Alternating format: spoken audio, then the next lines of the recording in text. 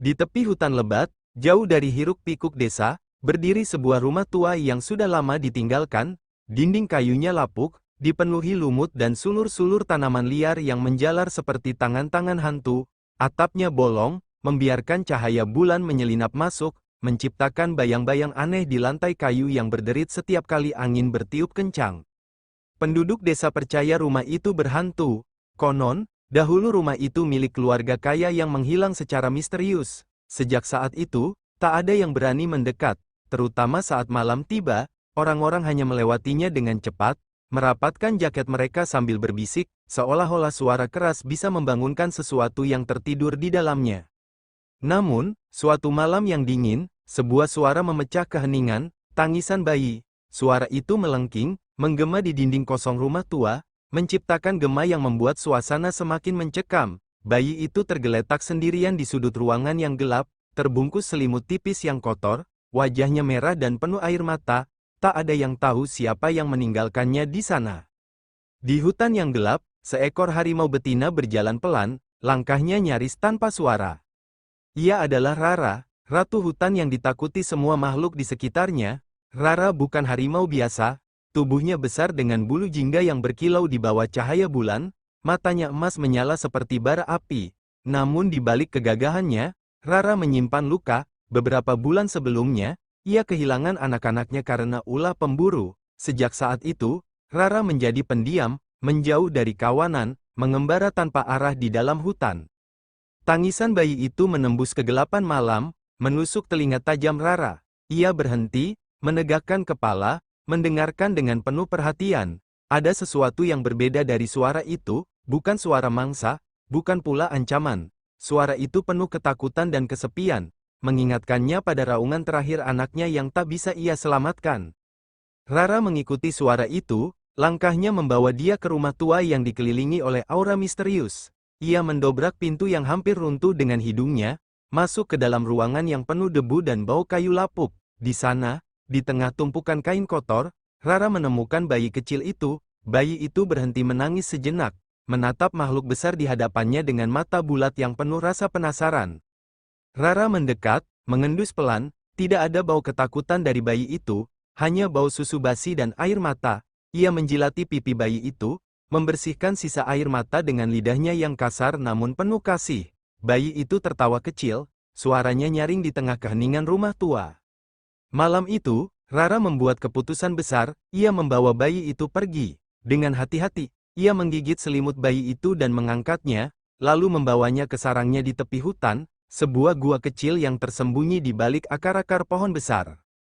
Bayi itu tumbuh di bawah asuhan harimau, jauh dari dunia manusia. Rara memberinya nama dalam bahasa hatinya sendiri, Arka, yang berarti cahaya. Rara mengajarinya cara bertahan hidup di hutan. Arka belajar merangkak di tanah berlumut, berjalan di atas akar pohon yang licin, dan berlari secepat angin di padang rumput terbuka. Ia tidak belajar bahasa manusia, tapi ia memahami bahasa hutan, suara burung, gemerisik daun, aliran sungai, dan bahkan bisikan angin. Arka tumbuh menjadi anak laki-laki yang kuat. Tubuhnya kurus tapi berotot, kulitnya kecoklatan karena terbakar matahari, dan matanya setajam mata harimau. Ia bisa mendaki pohon tertinggi tanpa rasa takut, berenang di sungai deras, dan mengendap-endap di antara semak-semak tanpa mengeluarkan suara. Ia tidak pernah merasa kesepian karena Rara selalu ada di sisinya. Namun, takdir tak bisa dihindari. Suatu hari, sekelompok pemburu masuk ke hutan, mengejar jejak seekor harimau besar yang katanya sering memangsa ternak di desa. Mereka membawa senjata tajam dan senapan, bertekad untuk mengakhiri ancaman tersebut. Arka, yang saat itu sedang bermain di sungai, mencium bau asing di udara, bau logam, asap, dan niat jahat. Arka berlari secepat mungkin, melompati akar-akar pohon, menerobos semak belukar, menuju tempat di mana ia tahu Rara biasa beristirahat. Ia tiba tepat saat para pemburu mengepung Rara. Senapan mereka terangkat, jari mereka siap menarik pelatuk.